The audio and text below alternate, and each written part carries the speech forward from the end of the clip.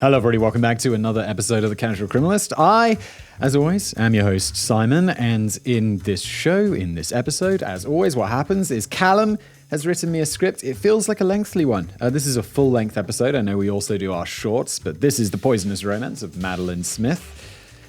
It's a good while long. What happens here, of course, Callum writes the script, I shall read the script, and while you guys listen along, we'll explore it together. If you're new here, I don't read these ahead of time, so I'm exploring this along with you. Let's just jump into it.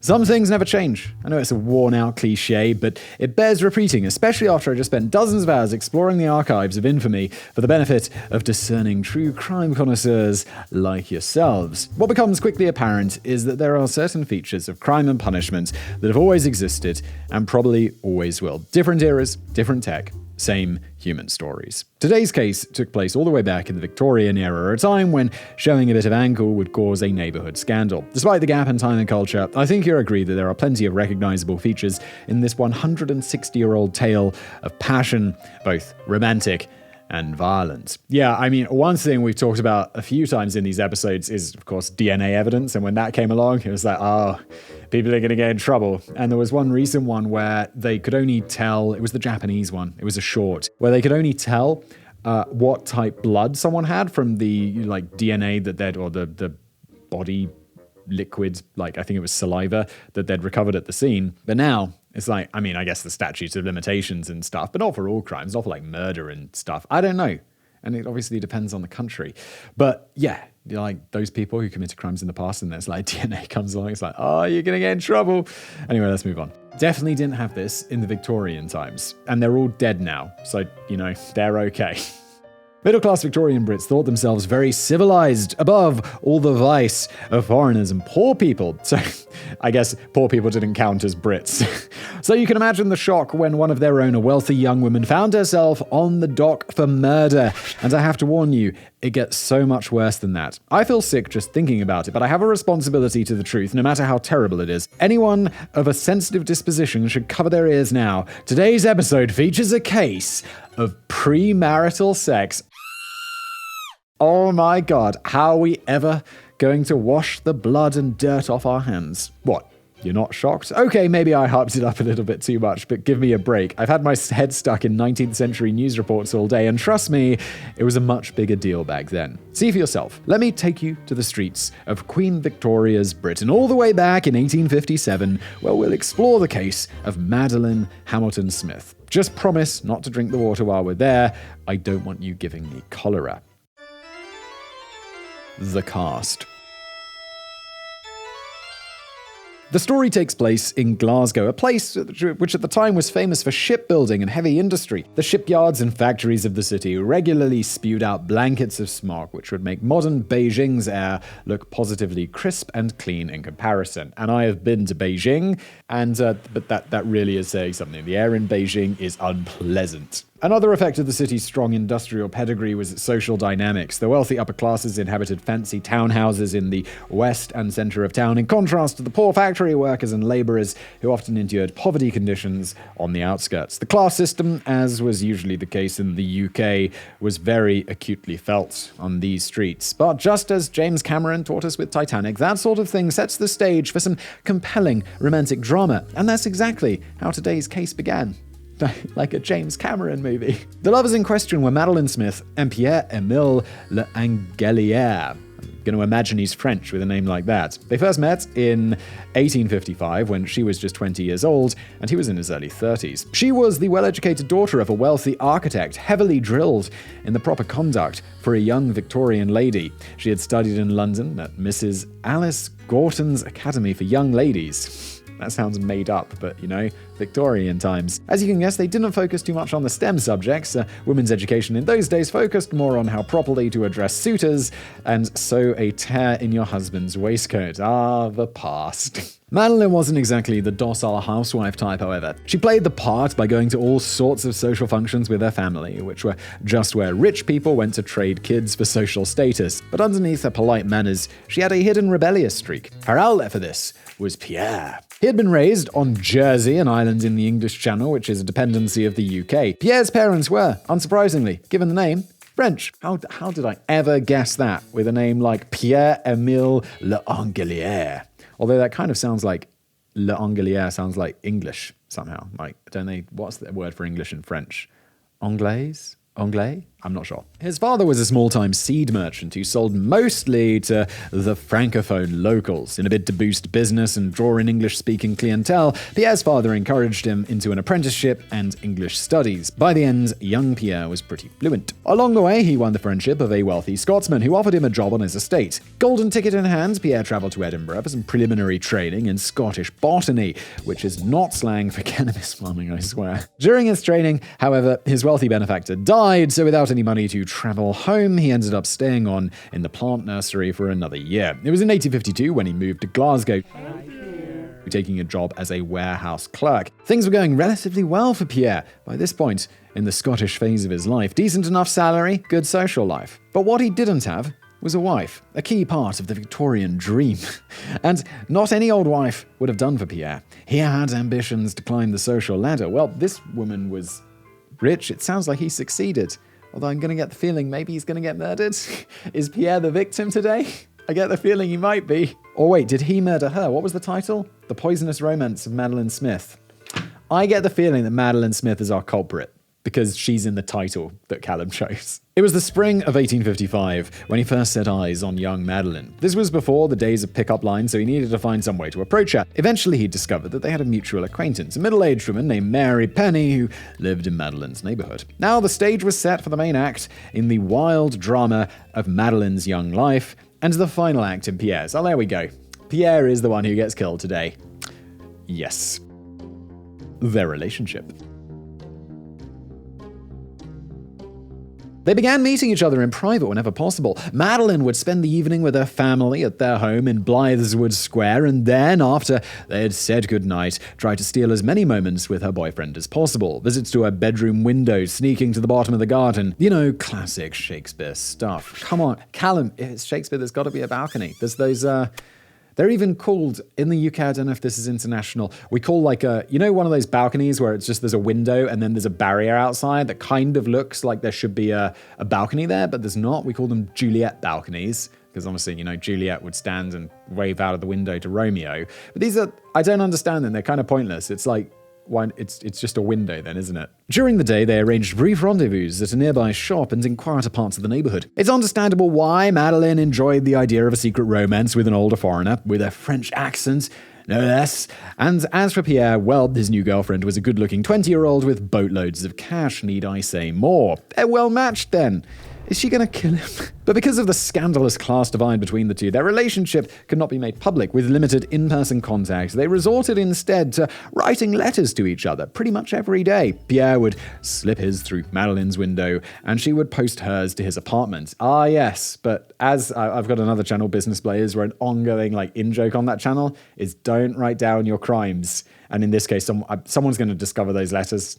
I feel. They were pretty careful to be sure that nobody found out. Madeleine burns the letters after reading for fear of her servants happening across them, whereas Pierre kept them all. Oh no, Pierre. Madeleine, that's smart though. But they were evidently not careful enough. Eventually, Madeleine's father wised up to the amorous Frenchman loitering around his garden in the evening and demanded that she stop speaking to him immediately. It seemed like the end for the relationship, but Pierre convinced her that he would find a way to make it work. He asked Mary Perry to let them meet in secret at her place, and she agreed. So, the clandestine meetings and secret letters continued. In fact, they didn't just continue, they intensified. See, somewhere along the way, either at Miss Perry's house or after sneaking into Madeleine's bedroom, their relationship became physical.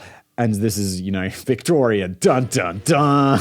The letters started to reflect that fact, with mentions of certain desires which were not befitting of any decent Victorian lad or lady. The eggplant emoji hadn't been invented back then, but we can safely assume that it would have been used. Part of the Eggplant emoji is brilliant. I'm so mature. Part of the reason neither Pierre nor Madeleine saw a problem with this is that they believed themselves essentially as good as married. Madeleine started referring to herself as Mimi L'Angelière and his darling wife. That wasn't just make-believe, the two really did plan to marry, even though Madeleine's rational side knew that it could never happen. Regardless, the couple got engaged. Yeah, but seeing yourself as being married is not the same as being legally married. But as you're well aware, if there were a happy ending in store for that union, then you wouldn't be hearing about it on this show. No, especially not in the longer episodes. Sometimes in the short episodes we do, it's sometimes a happy... no, it rarely is. The problem. I bet you're imagining a scenario in which Madeleine's father finds out about the whole thing and challenges Pierre to a duel or whatever people did in those days, but no, the truth is much stranger than that. See, after chasing Johnny Foreigner away from his daughter, Mr. Smith was under the impression that she was single and ready to respectably mingle. In the latter half of 1856, her parents decided it was time they shipped their daughter off to a husband. The man they chose was a neighbor, William Minnoch, who had established himself as a successful young merchant. After putting the idea to Mr. Minnoch, the family traveled with him to their riverside summer house in the country to see if Madeleine would take him. The past was the worst, right? No one likes this. At this point, Madeleine either decided that marrying within her class would be far more convenient, or that maybe Pierre wasn't really all that. Because in January 1857, she decided to accept Minnoch's marriage proposal, meaning that she had one official fiancé and one secret one. The romance novel lifestyle is all well and good until you're dealing with a headache like that. Or maybe she just felt like immense pressure from her parents and the rest of society to get married to someone she didn't like. Always remember, the past was the worst, especially if you were a woman. And that doesn't mean that I think the present is perfect. There's plenty of things we need to fix here as well, but the past was worse. It was worse. Obviously, she wasn't interested in a future with a secret husband, so something had to give. It was Pierre who got the dreaded au revoir, and he took to it about as badly as possible. We all act a bit crazy after a breakup, but he was downright spiteful. Pierre refused to let Madeleine leave him. How did he achieve that? Well, I told you that he kept all the letters that she sent him. When Madeleine wrote to him to break off their relationship, she asked that the letters be returned to her to destroy. She said, "Altogether, I think owing to coolness and indifference, nothing else, that we had better, for the future, consider ourselves as strangers. I trust your honor as a gentleman that you will not reveal anything that may have passed between us. I shall feel obliged by your bringing me my letters and likeness on Thursday evening at 7. P.S. You may be astonished at the sudden change, but for some time back you must have noticed a coolness in my notes. My love for you has ceased. I did once love you, truly, fondly, but for some time back I've lost much of that love." Look, Madeleine, if you wanted to be really sneaky and probably a bit sensible, you shouldn't have broken up with him immediately. You should have secured those letters and then broken up with him. Hindsight's 20/20, but that one seems a bit obvious. Look, you'll notice that she made no mention of her main guy in the letter to her side guy. That's because Madeleine seems to have thought the whole thing would go more smoothly if she sold Pierre a simpler story, but smoothly it did not go. The death. Pierre replied that he would be keeping the letters. What's more, he would be keeping Madeleine too. If she went through with a plan to cut things off, he would go to her father with all of the letters she wrote him and reveal every word. This was the old school version of revenge porn, and it was equally as despicable. See what I mean? Same stories, different age. Yeah, it always existed like this. I think in the modern age, the problem is there's a lot more communication. There's a lot, there's photographs and video for one, which makes it even more complicated. But yeah, essentially same story, different age. Madeleine did the only thing she could do. She kept going on with the relationship. See, there weren't any laws back then which could have protected her from that sort of thing. Hell, it's only fairly recently that we've got anything protecting us from the digital equivalent. Victorian society was, of course, much, much further behind. If Madeleine had tried to call Pierre's bluff, but he actually went through with it, her life would be torn to pieces. She would be shunned and shamed to everyone she knew, and face severe punishment from her family if they would even speak to her at all. She wrote back asking to see Pierre as soon as possible. Her letters took on the same warm tone as before, and their usual schedule of secret meetings resumed. Rumors of the engagement reached Pierre's ears, and Madeleine had to dismiss them as hearsay, insisting that she fully intended to marry him and no one else. Her hands were well and truly tied. Whether Pierre believed the lie or not, he didn't care. Even if that wealthy posh boy had won her over, he had the letters. It's unclear what his long-term plan was, though. Did he think he could marry her and they'd grow old together with papers just sitting in a locked drawer as collateral? Or was he perhaps more of a short-term kind of guy? Well, he seems to be going for the long-term thing because he wants to be in a relationship with her. But then I don't really feel like you can blackmail people into being with you. Maybe you can blackmail someone into being with you for life, but it's going to be really awkward. Either way, he got what he wanted. Over the next couple of months, Pierre continued to go to Madeleine's window for a chat, a cup of cocoa, and probably something more intimate. He started writing short entries in a diary shortly after Madeleine had sent her rejection letter, detailing his plan to extort affection from her. It's not really affection then, is it? I mean, it can be physical, but it's not affection. In the pages which followed, he kept track of the various meetings and letters, as well as the rest of the goings-on in his daily life. Oh, Pierre, don't write down your crimes. Come on, Pierre. On several nights, he recounted feeling incredibly sick with severe stomach pains. Food hygiene probably wasn't the greatest in the 1800s, so it was nothing to seriously worry about. You're being poisoned, Pierre. Immediately, I know this. Women poison, that's their way of killing. We know this from this show and other shows and television and everything. That's how women kill a lot of the time. And yeah, she's killing you, Pierre. Wake up. Or at least it wouldn't have been if it had simply let up. But this happened twice within the first few months of the year, both times shortly after making a trip to the Smith household. The first to put Pierre out of commission for just one day, but the second left him confined to his bed from the 22nd of February until the end of the month. And then a month later, on the 23rd of March at around 2 a.m., Pierre was in really bad shape. His landlady watched him come through the door, clutching his stomach in agony for the third time in less than 2 months, and asked what was wrong. Don't you write a letter and being like, "Hey, Madeleine, are you okay? I seem to have got really bad food poisoning from the food last night. Do you have anything?" Oh, Pierre, come on. He said he had no idea. It was likely another bile issue and leaned on her shoulder as they slowly made their way up the stairs. Things got even worse when Pierre was laying in bed, so his landlady decided to call a doctor who arrived at 7 a.m. The good doctor did the only thing doctors did in those days. He prescribed opium, water laced with a chemical called laudanum, to be precise. But, shockingly, hard drugs didn't cure all of his ailments, and Pierre continued struggling for several hours before eventually falling asleep. The doctor returned at 11 a.m. for a checkup, and the landlady told him her tenant's condition had improved. The doctor, however, with all his medical expertise, argued that it had actually worsened dramatically because the man was dead. Yeah, I mean, the doctor might be... opium doesn't seem unreasonable. He's in a lot of pain. There's nothing he can do about it. I mean, sure, give him some opium, it'll ease the pain. Doesn't seem like a terrible medical condition. I mean, unless it was the opium that killed him, but I think it was probably the poisoning. The arrest and trial. So, before we go any further, let's test your detective skills with a little quiz. Who had the motive to kill Pierre? Who had the means? Who had the opportunity? If you need me to tell the answers, then you're probably not cut out for police work. Again, as I always say on the show, if you're a detective listening and you didn't figure it out, what are you doing? And if everyone knows, it was Matt. If it's not Madeleine, I'm shocked. Maybe it was the dad, and she told him, like Madeleine told the dad what was going on, and the dad decided to poison him. Maybe, but then I think it just straight up kill him. So I think it's Madeleine. The Glasgow police, on the other hand, answered them all fairly quickly. After searching through Pierre's belongings, they came across a certain bundle of letters which pointed them in the direction of the Smith household. That's your motive and opportunity right there. Ah, yes, Pierre writing down his crimes. As for the means, the coroner had found huge amounts of arsenic in Pierre's stomach, a strong poison which was used for various household functions back in those days. While these details were being unearthed in Pierre's rented room, Madeleine was out of town. Her family had woken up to find that she had fled to their summer house on the Isle of Clyde. Her fiancé, the legit one that is, went to find her along with her brother Jack. They found her on a steamer boat alone. When they got to the summer house, he asked her why she was being all weird, and she cryptically replied that she had done something wrong, and she knew her parents would be angry with her. Yeah, no shit, Madeleine. You murdered Pierre with poison, and you made it really easy for the police.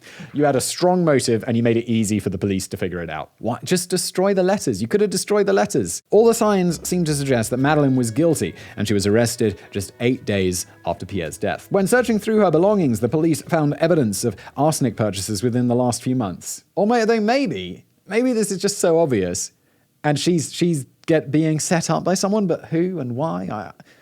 I think she's guilty. Before the Glasgow courts could prepare for a trial, the court of public opinion had fast-tracked one through. The newspapers reported on the biggest scandal to hit Scottish society in years, revealing as much of the sordid details as their readers' delicate sensibilities would allow. The Victorians loved a good media shitstorm. Slash frenzy, delete as appropriate. I like Callum's notes on what sort of language we want to use in the show. I imagine we're bleeping out shitstorm, but I like it. It doesn't feel very Victorian England, though. But one thing I really like is modern language applied to old stories. Like, a retelling of the Bible with modern language would be amazing. And commenters rose up on both sides to attack both Madeleine and Pierre. Some argued that Pierre was an evil manipulator and Madeleine is innocent victim. They're both bad people. He was an evil manipulator, and Madeleine was a murderer. But the bulk ran with the angle that she was a depraved and wicked woman, further proven by the fact that she, shocking, enjoyed sexual intercourse. Terrible. As my treasured copy of the American Law Register, February 1858, puts it, Madeleine Smith was tried and condemned by the public, from which the jury was selected before she was arraigned. The noise kicked up around the case was so great that a trial in the defendant's hometown was out of the question. Proceedings were instead moved over to the High Court in Edinburgh starting in July of 1857. Madeleine faced charges of poisoning Pierre with spiked drinks on 3 separate occasions, the third one resulting in his murder. The exact words from the indictment were wickedly and feloniously administering arsenic, which sounds much better than what I said.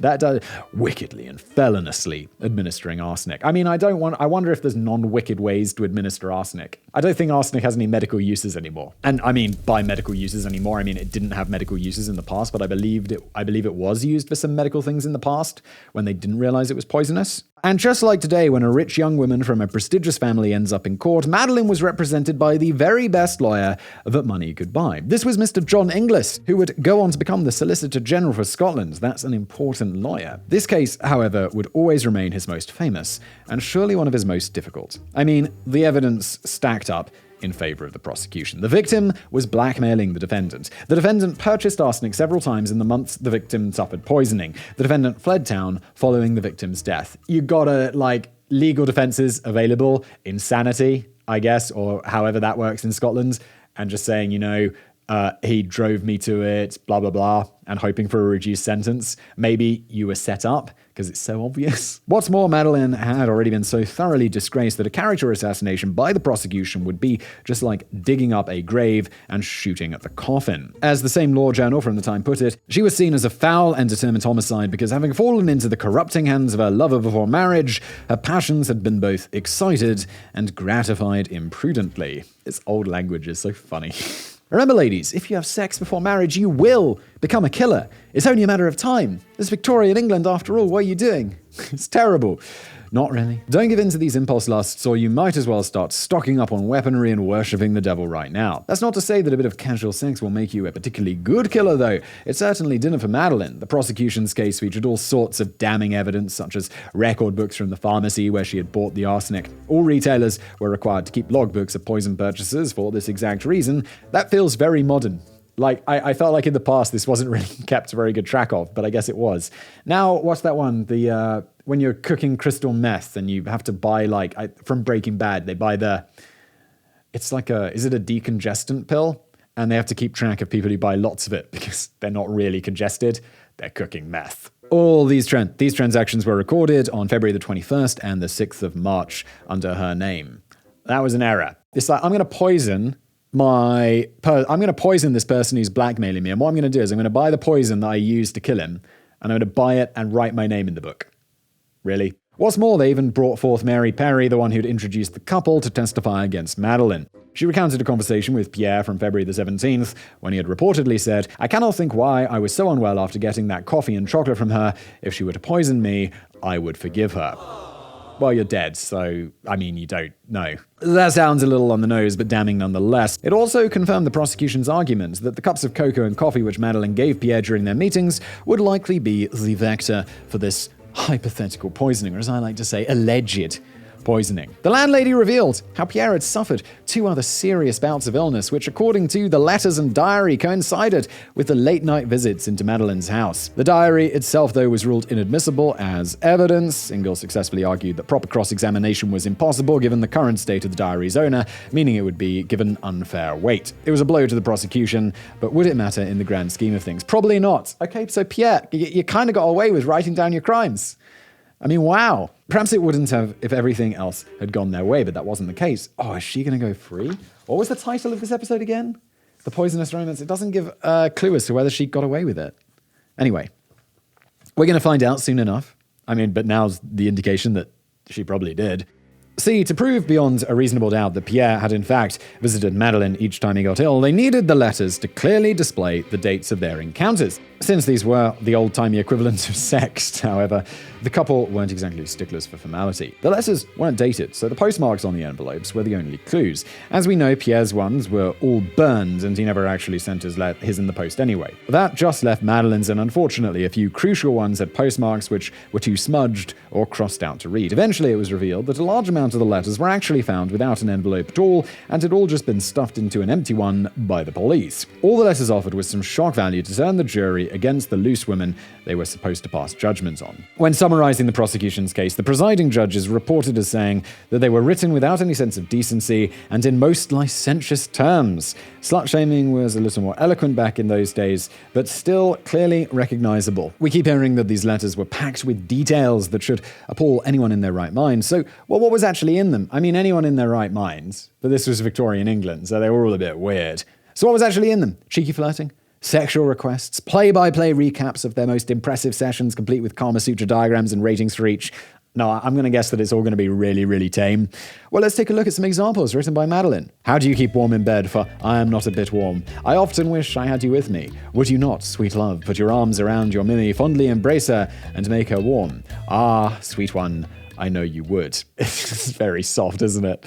Cuddling. Oh, cover your ears, children. Anyway, back to the timeline problem. In the absence of a reliable paper trail, eyewitnesses were needed. But as we know, the couple were well versed in avoiding the prying eyes of their neighbors. Nobody had come forward to take the stand, so the prosecution couldn't back up their chronology of events with anything other than the diary, which, as I said, was not admissible. One man did reportedly come forward to tell the papers he had seen the couple meeting on the night before Pierre's death, but this was unverified and happened too late in the trial to be included anyway. It sounds like Madeleine is going to get away with this, not because she's a brilliant criminal. In fact, it seems like she's a terrible criminal, but it just seems that everything is going her way, and I imagine she also has a kick-ass and expensive lawyer. Even with these few setbacks, however, the odds remain stacked against Madeleine. Mounds of circumstantial evidence and stains in her character meant that she would more than likely find herself hanging from a rope before the year was out. Ah, yes, the past. It's like, I don't really know where I stand on the death penalty, but I think in this case where the murder was committed because someone was blackmailing her, yeah, she murdered someone, and she should go to prison.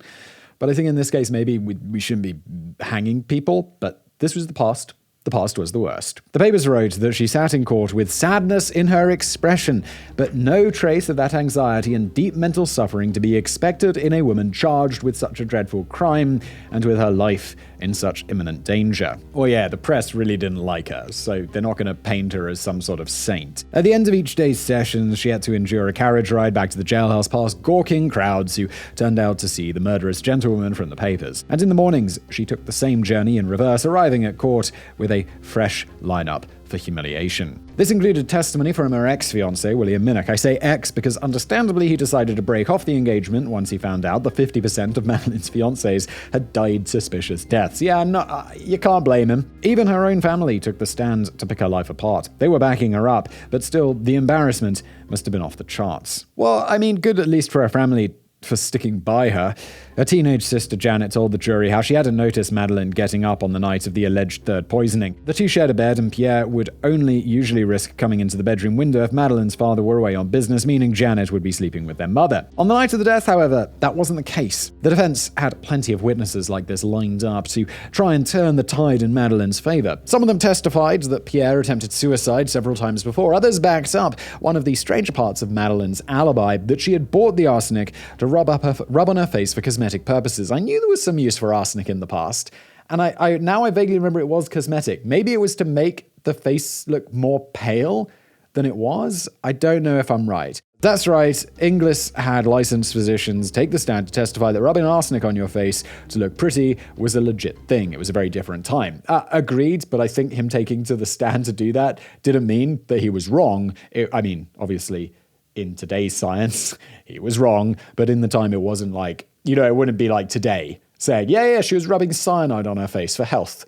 Although we do inject botulinum toxin to get rid of our wrinkles, so yeah, weird times still. On the poison books, Madeleine had written that she would use it to kill rats, reportedly because she was self-conscious about buying it for her skin. She never used a fake name either, which suggests perhaps she didn't foresee any real reason to hide her identity. The testimony of the apothecary staff also revealed another little detail which would sow doubt in the minds of the jurors. The arsenic in Pierre's stomach was reportedly the standard white, but the kind bought by Madeleine was coloured. That was standard practice back then, as it would be easy enough to confuse plain arsenic for flour or other common household substances. Since nobody wanted poison cake lawsuits on their hands, soot or indigo were often added to make the poison distinguishable. On all three occasions, she purchased the arsenic, February the 21st, March the 6th, and March the 18th, she had left with the soot-coloured varieties. And even the coroner said that he hadn't been asked to specifically check the colour, and there was no guarantee it would have shown up. Regardless, the argument sowed a good bit of doubt among the panel.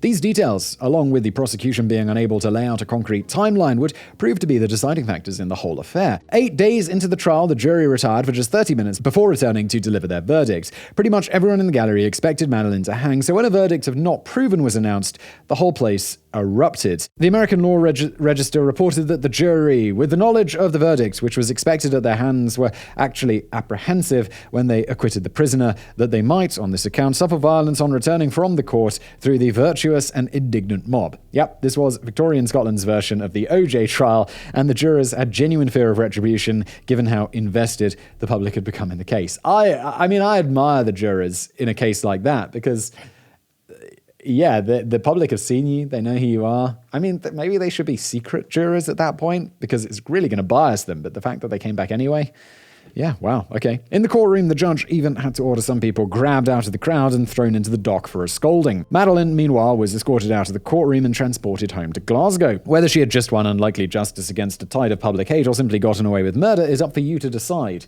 I kind of feel like, I mean, there's a little bit to go, so I guess Callum's going to analyze this a bit more. But, I mean, based on the evidence at hand that we have here and how everything went, it does seem like she was guilty, but the point is, like, not proven isn't not guilty. And when you pronounce someone guilty, you've got to prove it beyond all reasonable doubt. And I guess her very expensive lawyer did manage to prove that there was some doubt. Arguments in her favour.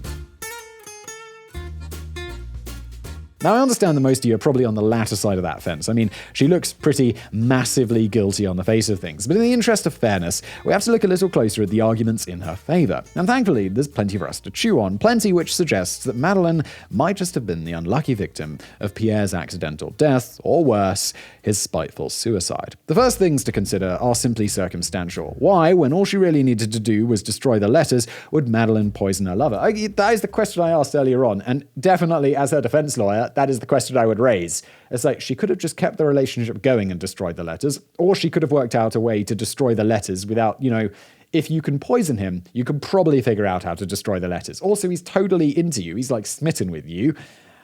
You could probably figure something out. All this would do would guarantee that the letters would be found. She would have the exact same scandal on her hands, plus the murder charge. If it really was a murder, it was a poorly conceived one, a fact made stranger still since she had plenty of time to come up with a better plan. At the end of the day, why not just set fire to his boarding house? I mean, I'm not condoning arson. Good, Callum. You don't want to encourage crimes. Let me make that very clear. Those days are behind me. Oh, Callum.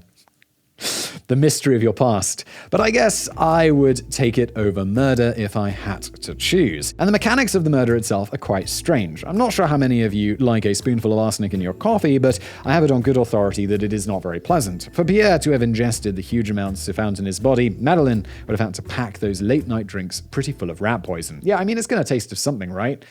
Is that the one that tastes like almonds? Or maybe that's cyanide. There's some poison that apparently tastes like almonds, because almonds originally were poisonous, and now they're not. But I think the poison makes the almond poison that almonds can make cyanide, something like that. I don't know. Callum unfortunately didn't research this. Why would he? How then did he not notice? Was her coffee always that bad that a touch of sooty poison actually improved the taste? It's unlikely. Not even Starbucks. Hey, Callum says insert least favorite coffee shop. I quite like Starbucks. It's strong. It tastes like coffee. It's pretty good. I kind of like all coffee. I don't like that new hipster coffee that doesn't really taste like coffee. So let's say that. On top of that, the coroner reported such huge amounts in Pierre's system, somewhere north of 200 grains worth, that he would have had to drink a lot of coffee to hit the dosage. Apparently 20 grains is about the maximum, which would have dissolved into each cup. So he's drinking 10 cups of coffee. I mean, this does seem unlikely, doesn't it? Suicide, didn't they say that he tried to commit suicide several times previously? I mean, I know it was just someone arguing for the prosecution, but who knows? This is all fairly good at it's definitely not disproving her guilt, but importantly, of course, we're not trying to disprove guilt. We're trying to prove guilt.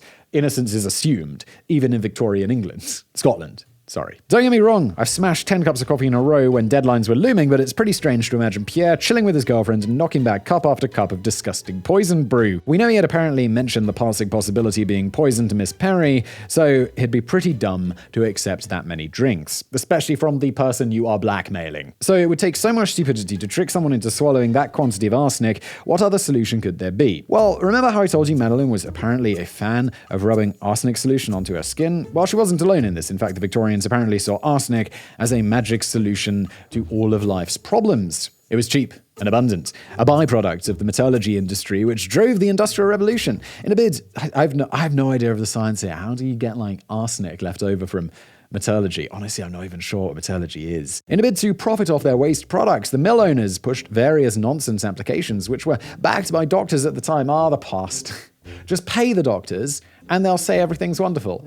Although, the pharmaceutical industry today does leave, something to be desired. Imagine taking arsenic to cure your asthma, cure cancer, or to bring back the spark in your marriage. Really? That's right, arsenic was a medically prescribed aphrodisiac. After a Victorian gentleman had taken care of the rats in his basement, he'd snort the rest of the box and carry his wife up to the boudoir. Okay, maybe that wasn't exactly how it went, but it was probably just as bizarre. So we know the Victorian culture found plenty of pseudoscientific uses for poison, and it was even reported in an edition of Scientific American from 1869 that certain peoples in Austria were believed to regularly eat it to strengthen their bodies against illness. The superstition took hold in the UK, which is how one Mr. Pierre L'Angelier allegedly became a self-admitted consumer of the poison. It's such a huge amount. He's got to be aware that he's eating it, no? The idea then is that perhaps Pierre was the victim of an accidental overdose. But why on his deathbed would he not reveal that to the doctor in the hopes of dodging the Reaper? And how would someone who was experienced in eating arsenic swallow such a catastrophically huge amount without seeking help? This leads us to the second theory. Perhaps it was no accident at all. Now, it's worth saying before you go any further that Pierre, of course, never lived to defend himself from these charges. Nonetheless, they aren't just some recent theory. They were floated around in the papers and journals of the day as well. And much of the theory revolves more around the evidence we don't have rather than the evidence we do. That's to say, there was nobody who could definitively prove that Madeleine and Pierre met on the nights preceding his bouts of sickness. The one piece of proof we have is the journal written by Pierre. But can we trust him? This is fairly strong in Madeleine's favor, because if he was doing this and maybe he wanted to commit suicide and he wanted to set Madeleine up for his death, even though he was committed suicide, maybe. Again, this is all really strong stuff for a defense lawyer to use. It seems a little odd that he never bothered writing about their meetings until after Madeleine attempted to break the whole thing off. And the fact that he made such an explicit mention of poisoning to Miss Perry, even identifying the drinks as the delivery method, stands out as just a little too direct. Fully agree. That's why some believe that the journal was written by Pierre in order to provide a false account of events for the police to find. Likewise, his exposition-heavy conversation with Miss Perry was supposedly to guide them in the direction of Madeleine. That might be why he actually asked for Miss Perry on the night of his final illness. She was the one who was to unwittingly ensure the police were sent after innocent Madeleine. The plan would, of course, require Madeleine to be observed buying the poisons, so some have put forward the idea that Pierre asked or encouraged Madeleine to make the purchases, perhaps a bit of a stretch. But then again, he did hold her entire life in his hands. He could probably have made all sorts of demands while he still held on to those letters. Yeah, we definitely know that Pierre is not above blackmail. Also, it's entirely possible that Madeleine did buy the poison for the purpose that she said, for killing rats or using as a beauty thing or whatever, and then Pierre knew that and was like, this is a good way to set her up. Consider the fact also that Madeleine's first purchase of arsenic happened 2 days after Pierre's first bout of sickness. Ooh. I didn't pick up on that the first time. That's interesting. Sure, we know the Victorians weren't short on the stuff, so maybe she had a box at home, but add to it that a witness gave testimony which suggested Pierre himself or someone who looked a lot like him had purchased an unidentified white powder on the day of his death. Even with all the pieces lined up like that, the entire theory rests on one thing. Did Pierre have the motive and willpower to end his life solely out of spite? He must surely have understood that his blackmail gambit was only a temporary thing. It was daft to imagine that he would ever be accepted as Madeleine's husband. Yeah, and also the fact that he said, if she poisoned me, I would forgive her, just makes me think that this guy is not right in the head and that he might just do this. Suddenly, his dreams of climbing the social ladder were made to look like a stupid, childish fantasy. Because of this, he had alluded to several acquaintances that he wanted revenge on Madeleine for the humiliation. Moreover, the courtroom testimony revealed that he was of an impulsive, vain character, and he often talked of committing suicide, according to the American Law Journal. I mean, if people are going to pick apart the woman's character in the case, then let's do the same for the guy. We already know he had a spiteful streak in him, given the blackmail, and the Law Journal goes further, saying there was evidence that Langelier was addicted to the practice of lying in different forms. He was a vain, vaporing person, fond of talking very freely and with great exaggeration about himself and his doings. Callum writes, he was a dick, basically. He does seem like a bit of a dick, doesn't he? But was he enough of a dick to end his own life just to get back at his soon-to-be ex? It's perhaps not as far-fetched a theory as it might seem at first glance. The defense team had brought forward a witness who revealed that Pierre had once stabbed himself when he was turned down by a woman and that he was about as emotionally stable overall as that little episode suggested. It's easy to see why the jury was unable to decide one way or the other. Given any lack of evidence to back up the prosecution's theory, this alternative carries just about as much weight. It's simply a different interpretation of the same shaky circumstantial evidence. Could it be that despite his relative success in work and social life, Pierre was genuinely suicidal and decided that losing his young lover to another man was the final straw? In a cleverly planned sequence of events, he set up a line of dominoes to make himself seem like the victim of murder, one last middle finger to Madeleine on his way out of the door. I don't think this is unreasonable at all. I can see why at first I was like, she's guilty. She's guilty, she's guilty. But now we see the other side of things and definitely see the argument that the defense would put forward. I'd probably say not guilty. I mean, I don't know whether she's guilty. I mean, I'd say she's not guilty, but I don't know if she's innocent either. I'm not sure. And that's enough to say no, she shouldn't hang. Aftermath. So was it a shoddily executed murder by an inexperienced young killer, or a Gone Girl-style plot to frame her? Make of it what you will. Of course, the simplest explanation is most often the right one. It's Occam's razor after all, but there are too many stretches in both versions of events that it seems bizarre that either of them could be true at all. We could spend all day chasing our tails, but in the end we'd never know. What I can tell you for sure, though, is what happened to Madeleine Smith following her acquittal. As you can imagine, with all the papers climbing over each other to get at you, it's quite hard to return to normal life, and given the shame she had brought upon her family, it's likely she didn't feel too comfortable in her own home either. So Madeleine attempted a disappearing act as best she could. She changed her first name to Lena and moved to London. There she married the artist George Wardle in July of 1861. He worked as the business manager to William Morris, who was basically a rock star in the wild world of Victorian arts and craft. Their marriage lasted for quite a few years and brought them a son named Thomas, but eventually things fell apart. Madeleine ended up moving to America, along with 90% of other people trying to flee their past in those days. She married once again and settled down in New York City. By the 1920s, everyone in the UK had pretty much forgotten the case. Madeleine was assumed to be long gone, which is why people were shocked when an edition of the Scotsman newspaper reported in 1926 that she was alive and well. I'm going to assume that the headline was, "You'll never guess what these celebrities are up to now. Number 9 will shock you." I hate those bloody clickbait articles you see all over the internet. And then you click on it and it's just nonsense.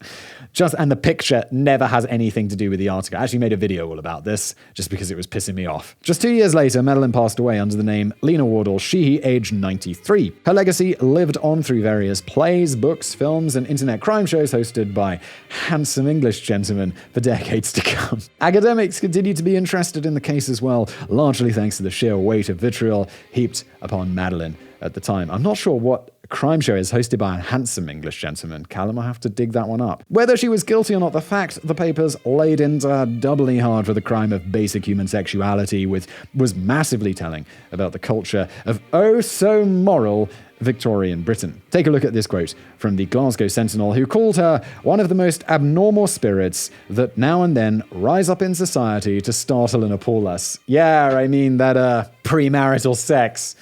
Terrible. Whichever theory you believe, I bet you agree Madeleine was hardly the most vicious or terrible killer out there, not even close. Nowadays, we save that level of condemnation for the Epsteins of the world, not young women with secret boyfriends. Yeah, I mean, Epstein didn't kill anyone, right? He was just a rapist. But he was worse. Yeah, he was worse. Definitely worse. And that's all for the story of Madeleine Smith, a young woman whose romantic misstep led her towards a desperate and miscalculated murder. Or perhaps a young woman whose romantic misstep put her on the receiving end of a terrible man's suicidal spite. We'll never know for sure. It's the sort of case that has the familiar echoes of modern-day crimes, especially those where young women and their private lives are involved. Rest assured that the next time something like this pops up in the news, you'll see some very similar judgments thrown around. At any rate, we can perhaps look back on the case nowadays with a more sympathetic eye. At the very worst, Madeleine was a desperate victim of blackmail who made a terrible choice when trying to get out of it. She hardly belongs alongside Manson and Bundy. And she definitely isn't. She is free. She didn't go to jail. She ended up living to 93 years old after marrying 2 more times, having kids, and moving to America. It's pretty great. Seems like things worked out for her. If there's one thing you should take away from today, it's that a drop of arsenic a day keeps your doctor away. Couple it with an asbestos cracker and a teaspoon of opium before bed, and you'll never need to visit a clinic ever again. For legal reasons, I should point out that was all said sarcastically. The real takeaway is the Victorians, despite their prim and proper image, were absolutely mental. Yeah, I mean, the science of the day. I don't know if asbestos crackers were a thing, but opium, just casual consumption, was a thing. Cocaine as well. It was pretty wild back in the day. Dismembered appendices. Number 1. Part of the reason Madeleine couldn't escape the public eye after her trial was the strange verdict of not proven. It's a verdict that was unique to the Scottish legal system, and it meant that she wasn't guilty, but certainly not exonerated either. That ambiguity gave license to the rumor mills and gossipers to keep reprinting the story over and over. I feel like we've come across the not proven thing in a previous episode, but I don't remember which one. Or it might have been a video I do on other channels. I have several YouTube channels if you're unfamiliar. Number 2. Back in 2018, some evidence was supposedly uncovered, which might be enough to convince us of Madeleine's guilt. Wow, we're really doing this now? It's 2018. True crime author, although here we are digging this up right now in 2021. True crime author Denise Minnoch was attending a book signing for her recent novel when she met a couple of city archivists who claimed some items from the case had been recently tested by their health and safety staff in preparation for an exhibition. The cup allegedly used to poison Pierre showed traces of arsenic. Ooh, okay, that's pretty interesting, but I mean, yeah, who knows. Number 3. Despite the journalistic investigations which tracked her down, there's a solid chance that Lena Wardell Sheehy wasn't actually Madeleine at all. The death certificate suggested that the person was actually 30 years her junior, so we might never know what eventually came of her. Some say that she still roams the earth to this day, sprinkling arsenic into the cocoa of unsuspecting Casanovas where she wanders. Actually, nobody said that. I just made it up on the spot. Sorry. That's okay, Callum. I forgive you. And this is the end of the episode today. This has been another episode of The Casual Criminalist. This was written by Callum. I, as always, have been your host, Simon. If you're watching this on YouTube, why not smash that like button below? Or if you didn't like it, there's a dislike button you can use. If you're listening to this in its podcast form, please consider leaving a review wherever you get the show. That would be amazing. It helps this show grow and reach more people, which is obviously great. And I'll see you next time.